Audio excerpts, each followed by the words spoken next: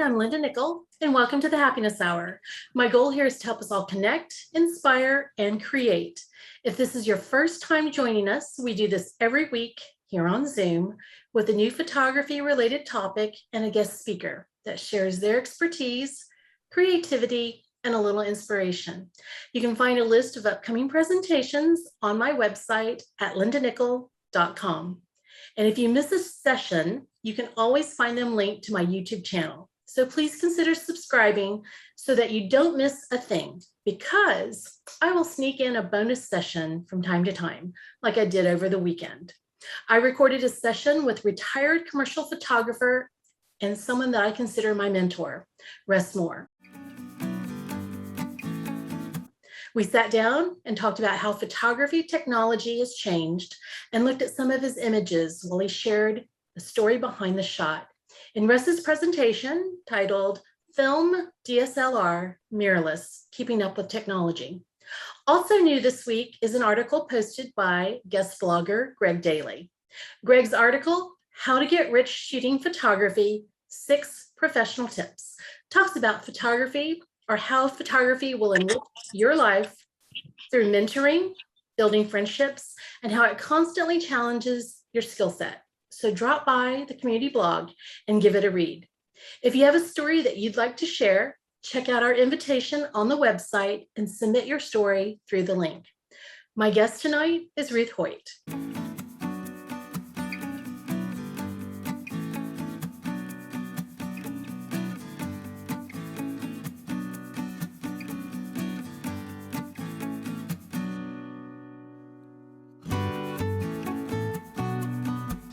Ruth is a full-time naturalist, nature and wildlife photographer, writer, and field guide based in deep South Texas.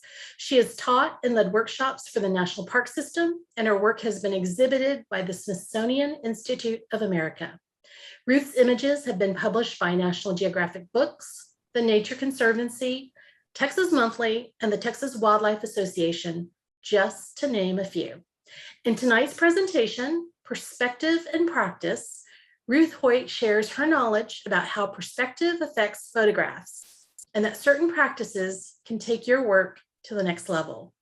She'll discuss the differences in camera gear and techniques she uses when photographing, depending on the location of the camera and subject, and we'll get a peek of her working from a kayak.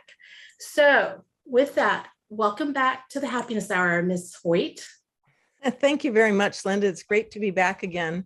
I don't remember if this is my 3rd or 4th time, but I love doing this with you. It's four. It's 4. Yeah. So I'm so happy to have you back tonight. And I know about your new kayak adventures, and I think if you guys follow her on Instagram, she's posted a couple of photos with her in the kayak. So hopefully tonight we'll get a little bit more of a peek at what she's doing back there. All right, so tonight I'm going to be talking about perspective and practice, as I said. So I'll start sharing my screen and jump right into the program.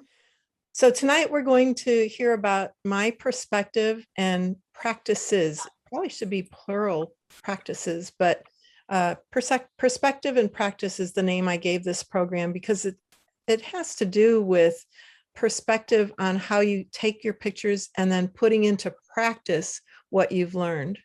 So I like to start out with something that should grab everybody's attention, and I hope this does, because I do have some bullet points and I don't like to go too long without showing a picture. I'm a photographer, we're visual. So this is one of my wet green jay pictures. It's the best one I've ever taken. Haven't seen anything quite like this since, but it was taken from a photo blind, which I will talk about that too.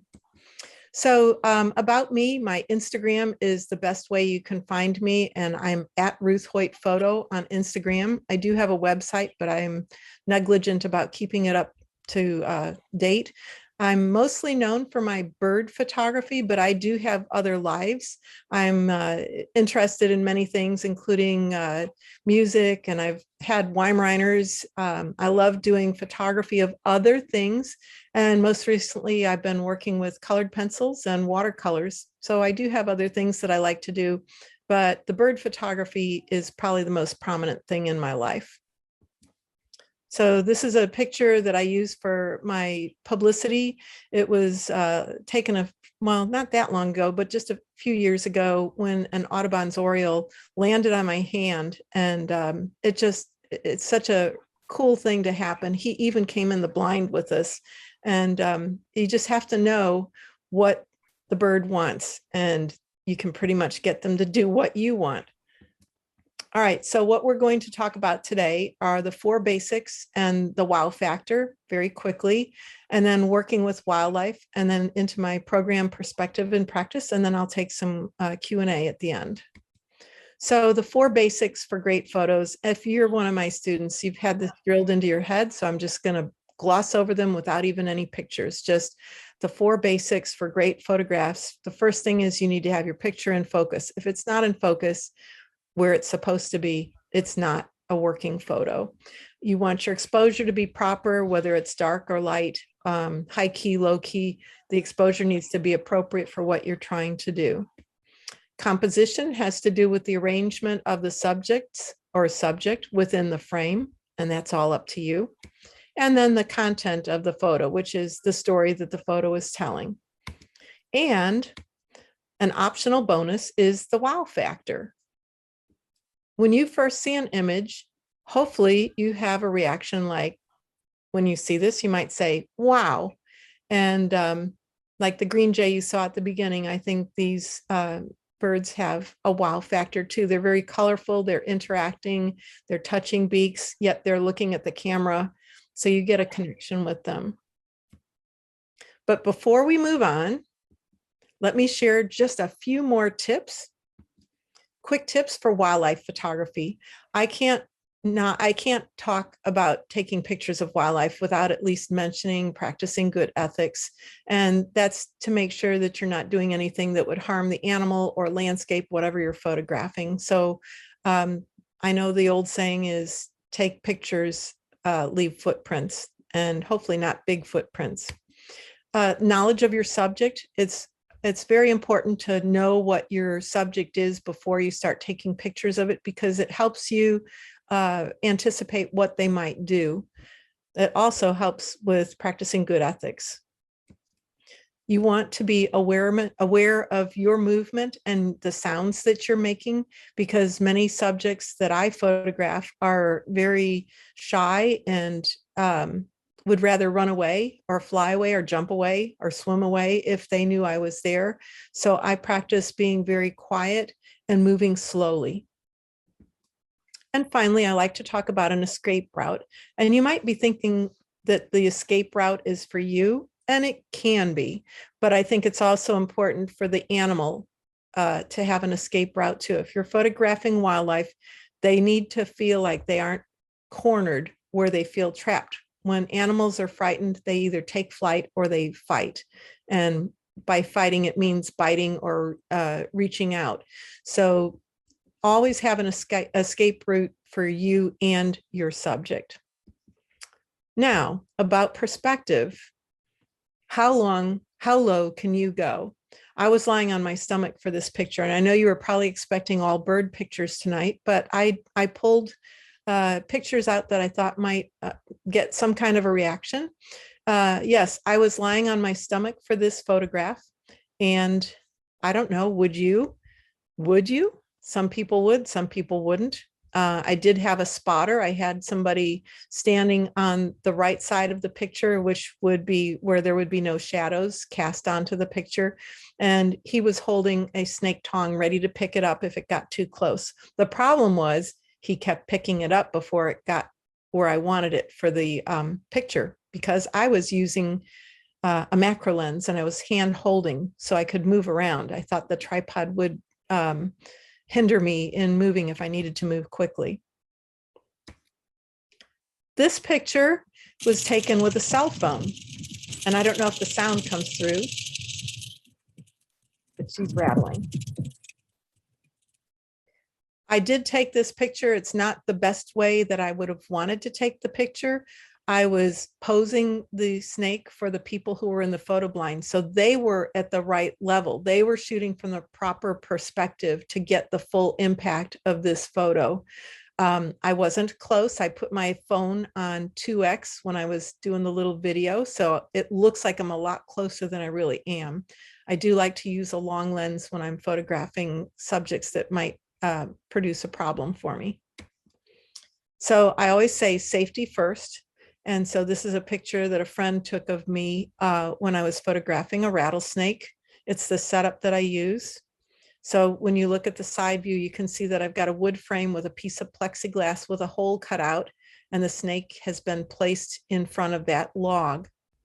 If you look closer, you can see that the hole is just barely big enough for that lens to fit through. And I got some nice pictures, which you'll see in just a minute. But at one point I said, okay, I think I've taken enough of this snake. It's in a good posture, good pose. The tongue is out, the tail is up. Everything is what I want. But I think I'd like to switch to my macro lens.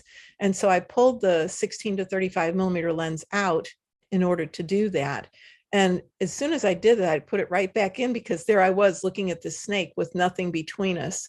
So that was handheld at 16 to 35 millimeter lens. The lens was at 16 millimeters. And this is what the photo looked like without any cropping.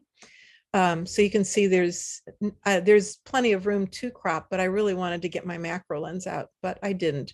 So instead I cropped, and that's how that looks. And I love the way the snake takes the same shape of the log that's behind it. And you can see that the eye is sharp, the tongue is sharp, the rattle is moving, so it's slightly not sharp because of the movement.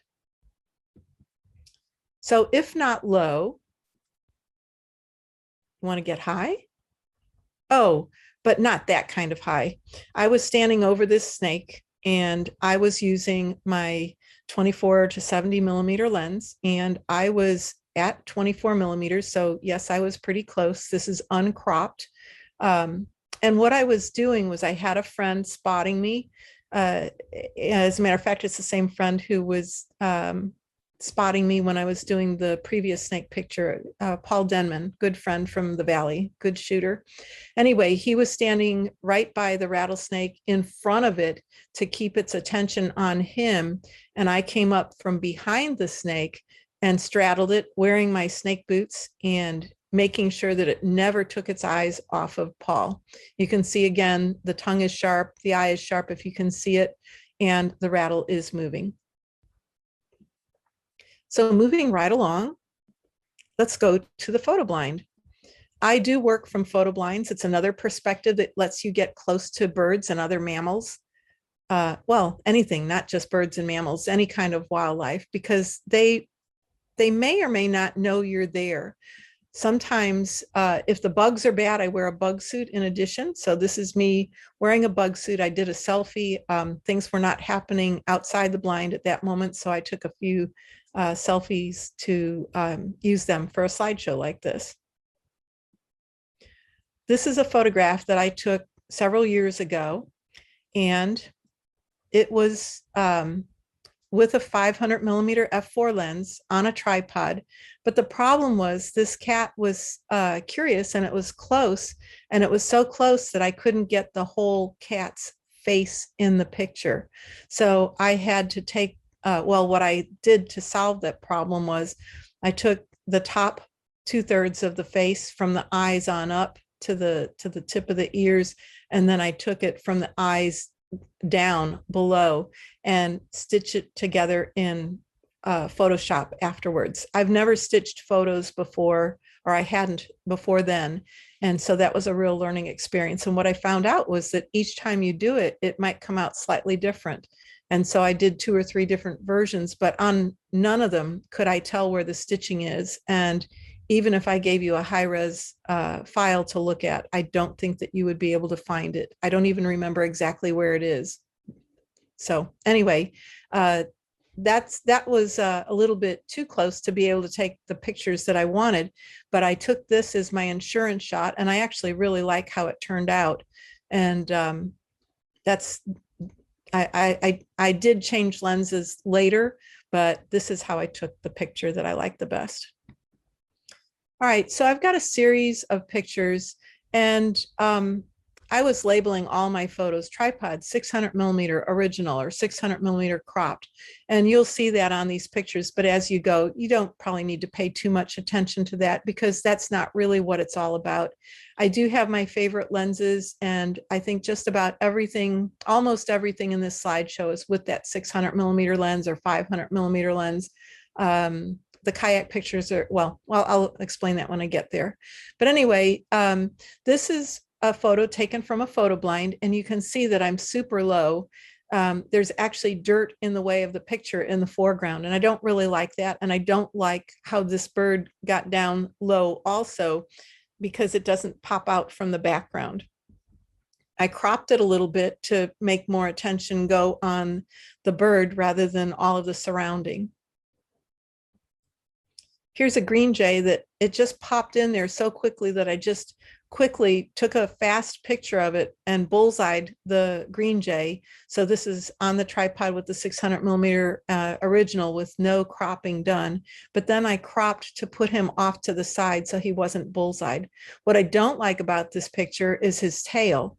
And you'll see in some of my pictures, I prefer to have where the tail is showing in the bird's photo because otherwise it looks sort of off kilter, off balanced. Here's a picture of a little thrush, and this is just slightly cropped, but I want to show you how I worked on this picture to improve it. So again, it's on the tripod with the 600 millimeter. I put a grid over the picture so that you could see the, I'm going to say guideline for thirds. People call it the rule of thirds. There are no rules, but you can see that if I divide my screen into a grid like a tic-tac-toe and look at the 4 points where they cross, those are the points where it would be nice to put your main subject to draw attention to it. What is interesting about this is if you connect those two, the two left points, you'll see that the bird is in the left third mark through the picture from left to right. I'm going to take that off and now show you the bird is generally looking ahead, and I put a dotted line to show you how much space is in the photograph that's really, some people call it negative space, some people call it empty space, but what it does is it gives you room, it gives the bird room to look into or move into. If you look behind his tail, there's only a little bit of space behind his tail. So that keeps his balance within the picture, what I would call pleasing. All right, so here we have a kiskadee, a great kiskadee. It's a young bird. You can see the yellow in the corner of his beak. And that's when birds fledge. When they first fledge from the nest, they still have this yellow. You're going to learn a little bit about birdstein if you don't already study them. But anyway, when birds fledge from the nest, they still have this yellow. And what it does for the parent bird, when they're coming to the nest and they've got 3 or 4 babies in the nest, they look for that yellow, that light colored corner of the gaping mouth so that they can aim quickly with the food that they're feeding. Because if they don't feed them quickly, a lot of times they get pecked. So it's safety designed by Mother Nature. Here we have a little black crested titmouse, and this is a nice pose in my mind. If you're doing birds that aren't moving, it's a nice pose. It's pleasing because you can see one eye completely. It's at a 3/4 view facing the camera. You can see the full body shape from the crest at the top all the way to the tip of the tail. Some people are really critical when you don't have the tail in sharp focus. It really doesn't bother me too much. Sure, I'd prefer that it was in sharp focus, but it doesn't really bother me. It gives the bird a little bit of three-dimensional look to it rather than just something that you cut out and pasted onto the picture.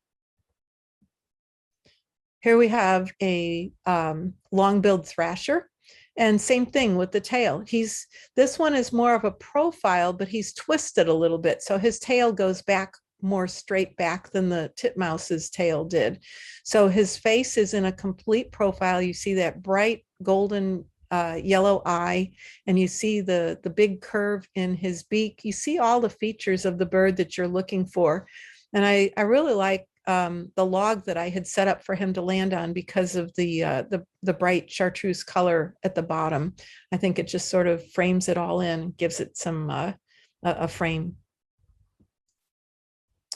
Again, we're working at super low angle from a photo blind. This is a black-throated sparrow. And now this one does have the tail in sharp focus. I think you can see the difference between that and what we had with the titmouse and the long-billed thrasher. You can almost see his other eye. And I'm glad it's the way it is. If you started to see the other eye, it looks a little bit odd.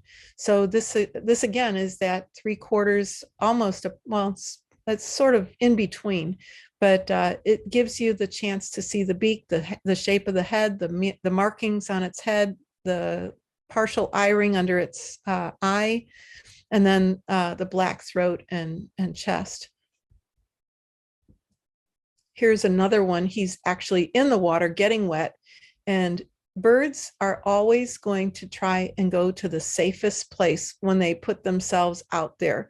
He's vulnerable when he comes to the water. So knowing that this is how they behave, I pulled up grass from the photo blind, from the pond at this photo blind, but I just sort of did a quick job because I wanted to get into the blind. So you can see that the grass has been plucked, pulled, and I thought I had everything pretty clean, but he found that grass and went right between. So this isn't a picture I would necessarily do anything with, but I keep these kinds of pictures for this purpose of teaching.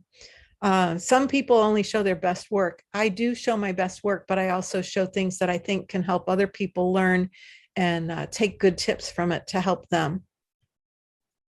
Same thing with this. The 2 painted buntings, I've never gotten a shot like that where one was right behind the other, almost echoing the first one. Plus the 4, you actually have 4 birds if you count the 2 reflections, the mirror in the bottom of the picture. And my label does cover up the bottom of the reflection. It's cut off a little bit, but it's in the real picture. Again, tripod 600 millimeter f4 lens. Sometimes when you're working with a bird, you're going to get a picture with a distant background. The background is so far away in this that there is no real definition to it. Some people like this look, some don't. I happen to like it in this bird because he's a very hard bird to get a picture of. It's a shy bird. It's called the blue grosbeak, and not very often do they land on the perches we have. They tend to stick in the bush, and they look around and make sure it's safe. They jump down to the ground and get a quick bath or get a quick drink, and then they're gone again. So this is sort of unusual to have him up on a perch like that. This one is another blue grosbeak. I was with other photographers, and I use the Canon R5 mirrorless camera. And when I photograph now, I put it in electronic shutter. It does 2 things. The electronic shutter on the R5 is completely silent, so I don't bother my birds and I don't bother other people. And it increases my frames per second. It takes the camera up to 20 frames per second. So when you have a very fast frame rate combined with a silent shutter, you can get pictures that you normally wouldn't.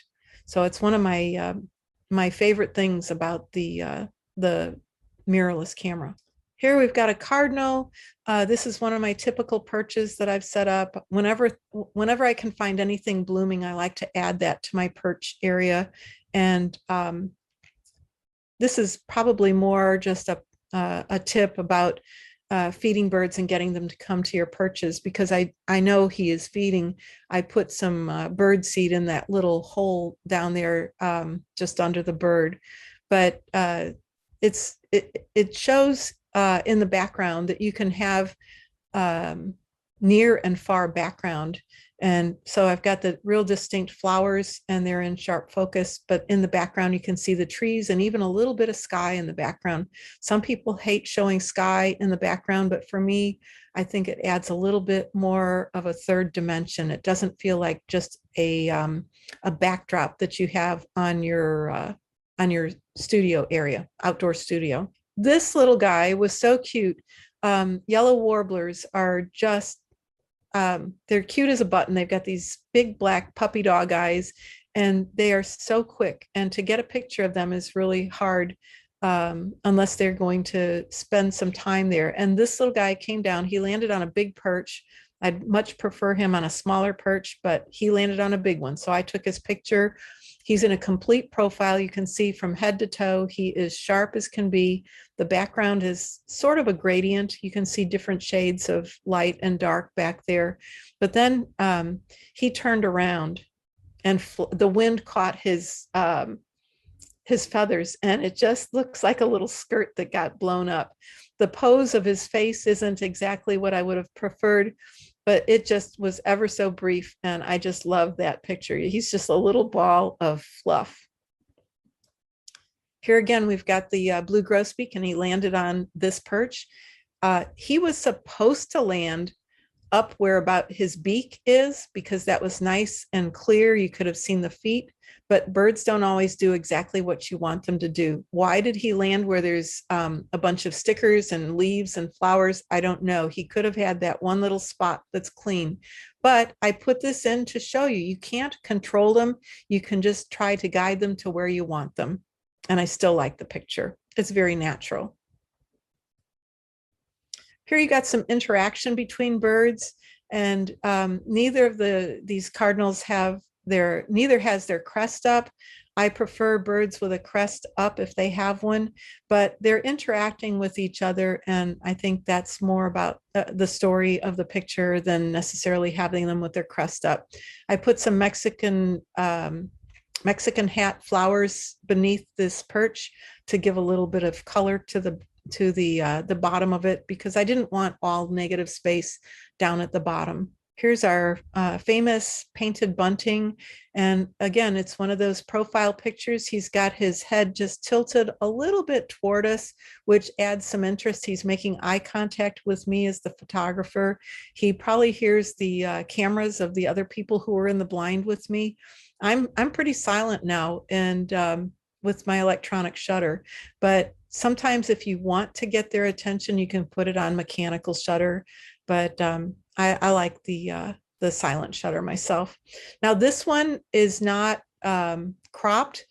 I could have lowered the branch or raised my camera a little bit to put him a little bit lower in the frame, but I sort of like the way I'm looking up at him. You can almost see just below his beak. All right, let's move on to the water. First with a kayak.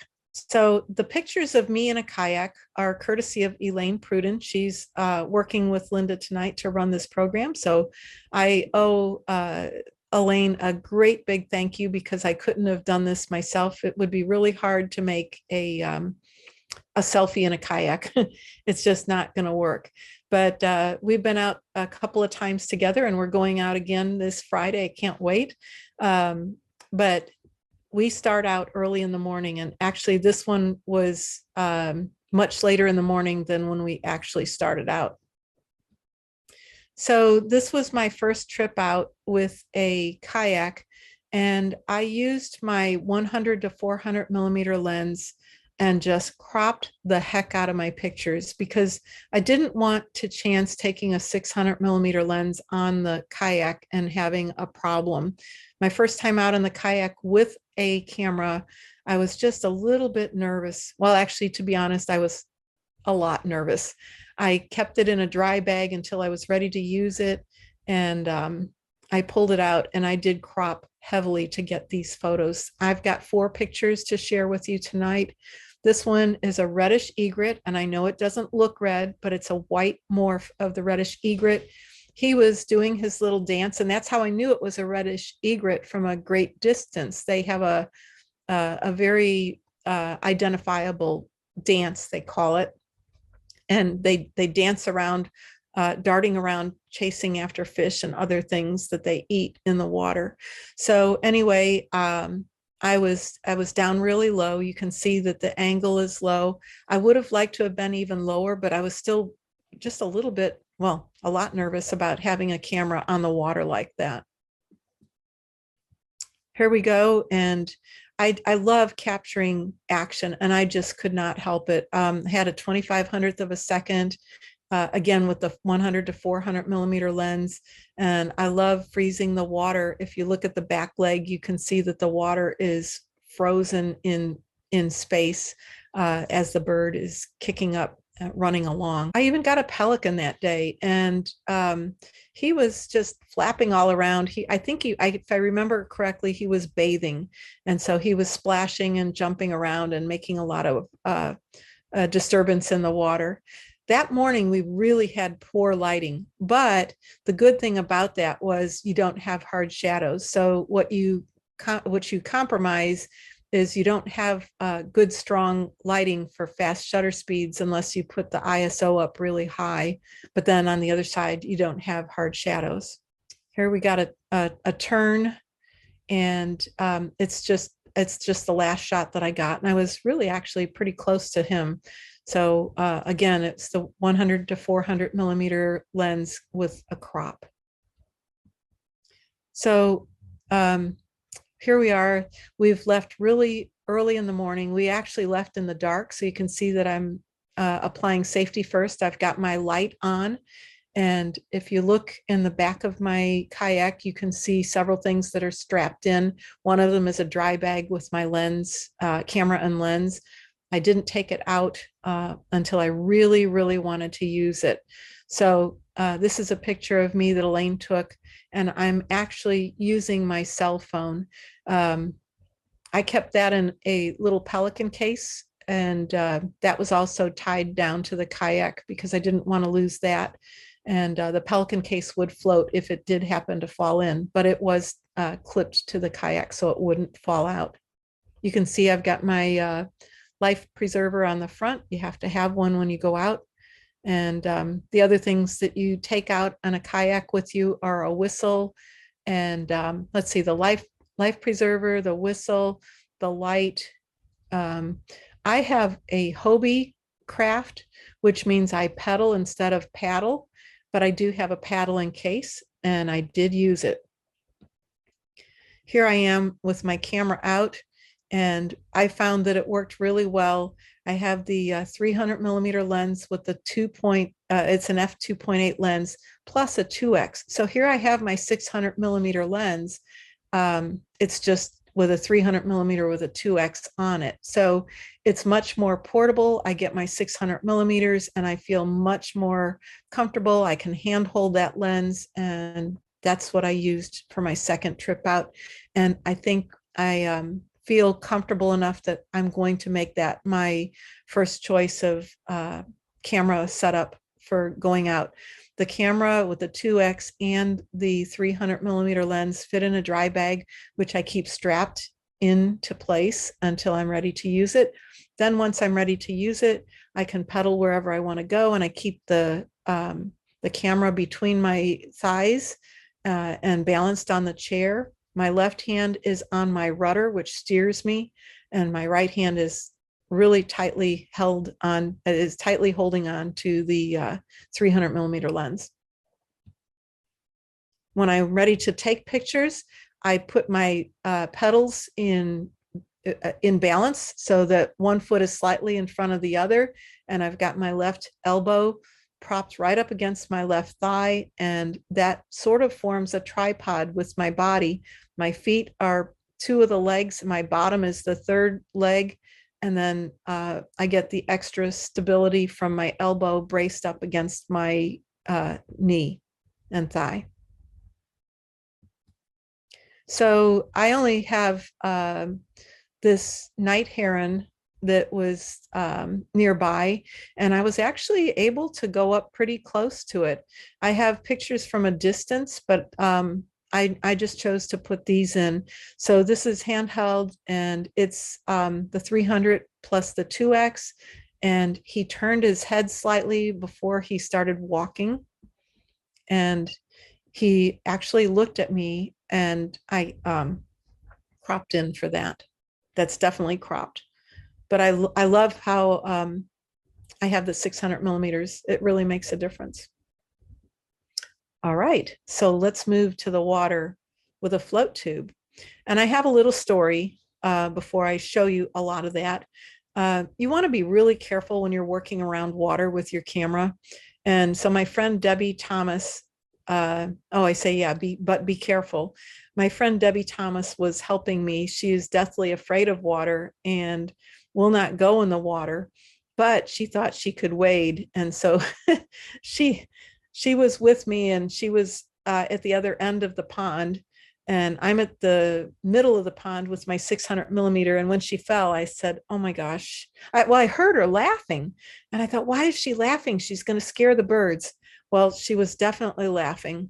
And I snuck a few pictures, and I thought, I'm going to stop. I felt embarrassed about taking pictures of somebody who fell in the water, especially knowing that she was afraid of the water. But she was laughing, and she tried to get up, and she had a foot stuck in the mud, and she couldn't get her foot out of the mud. And then she looked to me for help. And when she saw the camera was aimed at her, she posed for the picture, and she's still laughing and promptly fell back down again. So anyway, she doesn't mind that I've included these pictures. She told me she was fine with it. She wondered why I hadn't shown any before. That's her taking off to go get dried off. So this is the whole pond. Well, actually, this is about 2/3 of the pond. You can't see the left side of it, but this is the pond that we were working in. And this is how I started. And this is another way to get down low. Debbie took this picture of me, and you can see that I'm camouflaged. I've got my lens sticking out, but that's the only thing sticking out. I'm hiding in and amongst the cattails. So really the birds don't know I'm there, but I had to hope that they would come close to me. And so here's a little bit closer view of the same setup. And this is from the other side. She came around and took a picture of me. And you can see that I'm sitting on a plastic wrapped cushion, so I didn't get my bottom wet. And I just picked up the camouflage fabric so you could see me. I did get a pair of hip waders for the float tube that we worked out. And this is Debbie. She loves building things. So we designed a float tube based on plywood. This is what it looks like when it's all assembled. I have a big old truck tire, and the plywood is on top of the truck tire, and she had drilled holes in it. So I secured it with rope, and then we put a piece of PVC and secured that. And then on top of that, I put the camera. On this particular day, I just put it on a cushion. I've since done other things since then. And then on top of that, you put the camouflage fabric. And here I am going into the blind. Right now in this picture, you don't see that the fabric is going to go over me, but it does once I get into the water. There again, I still don't have the camouflage fabric on top of me, but once I put that behind me, I basically look like a green blob in the water. It's not really essential to have the fabric over me unless you've got birds all around you and you don't want the birds behind you to see you. But typically when you first get in the water, the birds move away and they go to the other side of the water. So it didn't really matter that I had the fabric over me. This picture is cropped, but it's the only picture I have like that. So I think it's just fine to crop it. This one's not cropped. This is how close the birds you can get to them if you're in the float tube. I didn't tell you what those birds were, but we'll just start here. Actually, I'm not sure which duck this is, so I'll start with the next one. Here we have a yellow legs, and we have yellow legs that are greater yellow legs and lesser yellow legs. I believe these are the greater yellow legs. And they just walk around the water. Sometimes they'll bathe, sometimes they'll chase after fish and other things. But this is the kind of perspective that you get that you can't get any other way. I'm so close to the water. My lens is super close, actually. And, you know, when you first start doing this, you should be nervous. But once you get comfortable with it, you just say, it is what it is. This is not from a float tube. You can see that I don't have the low angle. This is on the pond at my house, and it's actually I'm sitting down on the dirt, but I'm not as low as I could be if I were in the float tube line. But you can see, if you look at these birds, you don't see the tops of their back, but when you're above them slightly, you do see the top of the back. There's nothing wrong with showing the top of the back. I just prefer the lower angle. This is another one from the float tube. And, you know, sometimes I think it's all right to have something in the environment that shows where you are. So the cattails are definitely a part of the pond. Here's a common yellow throat. And this was taken from the shore. I was just able to get super low because I took the camera off the tripod and rested it on the ground on that plastic pad. Another one. This one is a little bit, I'm going to say misty because I'm shooting through cattails and other vegetation. And I just really like the angle of it. It's not, it's crisp, the eyes are sharp, but everything else is not. And I just thought that that would be just sort of unique. It's facing dead on. It breaks a lot of the rules, but I thought it was a good way to end my slideshow. So thank you, and I'll ask questions, and I'll stop sharing my screen, and I'm ready to answer questions. Okay, so there's one question in here from Karen. She's wanting to know, are you walking in the tube or is it too deep to touch the ground? Walking on my knees because the water was only 2 or 3 inches deep in some places and never really more than, I'm going to say 6 to 8 inches. So I'm not floating. The tube is floating, but I'm not. Okay. Let me flip through here. I'm not seeing any questions. I'm seeing a lot of little cutest bird ever. That's the little yellow warbler. Daniel wanted to know, do you often or try to include foreground in your bird photography, or do you prefer to not include that? It actually depends. No, I didn't mute. It actually depends on the bird and what kind of habitat it's in. So for instance, if I were taking a picture of a turkey, that's a very big bird, and I wouldn't be able to get much foreground in it unless it's out in the field. And a lot of times they will take dirt bath out in the field. And so I do want some setting that shows where it is. And I guess it depends on what you're going to use the picture for. If it's for a contest, a lot of times they want extremely close-ups. Extreme close-up seems to win contests more than showing the scene. But I'll tell you, I'm to the point where I want to enter what I like in a photo contest, and it's not so much about winning a contest. So I recently took a picture of a roadrunner, and it's got the whole valley behind it, and it's looking at the valley, and it's got its bill clattering, and so its mouth is open, and it's got, I included the whole scene, and I think it's sort of like the bird looking over its kingdom, its habitat. So I don't know, I tend to have, if I include anything more than just the bird, it's usually more background than foreground. Okay. Sean is asking, on the perches, are you using any bird seed or any other incentive to bring in those birds? Yes, I do put bird seed and suet on the perches. I am very careful and meticulous about placing it so that it doesn't show to the camera. And it might be a little bit deceptive, but I'm going to tell you, if you have 2 equal pictures and one has bird seed in it and the other doesn't, pretty much people are going to choose the one without the bird seed. Sure. Absolutely. Okay, let me flip through here. Marianne is wanting to know, how do you go about creating an area that will draw birds in to photograph them? She's interested in setting up such an area.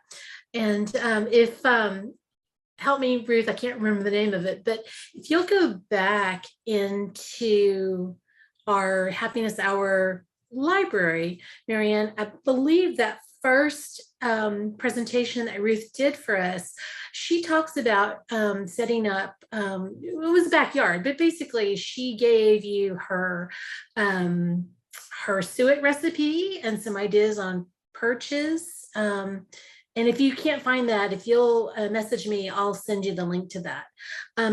Ruth, do you remember what that was called? I can't remember the title of Oh, it. it's probably setting up a photo blind, a portable outdoor studio. That's right. It's pretty obvious. Yeah. Yeah. So Mika's wanting to know, for that blind you used for the rattlesnake, was it a DIY portable one? Yes.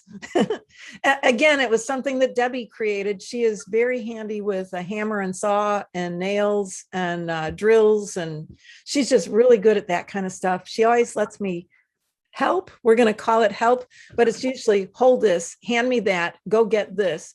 I don't have too much to do with it, but I've watched and learned over the years, and I just let her run with it because she loves doing it, and I like using what she creates. Yeah, they're great. They work for the purposes that you need them for. Irma's wanting to know, where did you get that camp fabric? Oh, the camo fabric. Mhm. You can order that online. Yeah, You can spend a lot more money getting it from Academy or Bass Pro Shop, one of those kind of places. yeah. But you can find it online, Amazon. Okay. All right. Well, I'm not seeing any. Okay, wait a minute. Let's see if give people a second. Last call for questions. Okay, I'm not seeing any other than there is a statement, and I agree with Mika. We all need a Debbie in our lives. Wait a minute.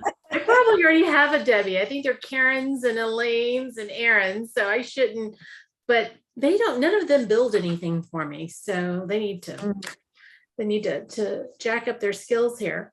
All right, Ruth, thank you so much for yet another great presentation and coming back. You know that I appreciate you, and you get those texts from me late at night. They're wonderful. I absolutely enjoy getting them. I know I abuse my friends. So if you give me your phone number, I will abuse it. Everybody, you can connect with Ruth at ruthhoyt.com. And if you're on Instagram, please give her a follow at Ruth Hoyt Photo. Next week, Rick Beldegreen will be here to present wildlife photography, creating unique images. So until next time, go out and create something beautiful. And I hope that we see you again soon.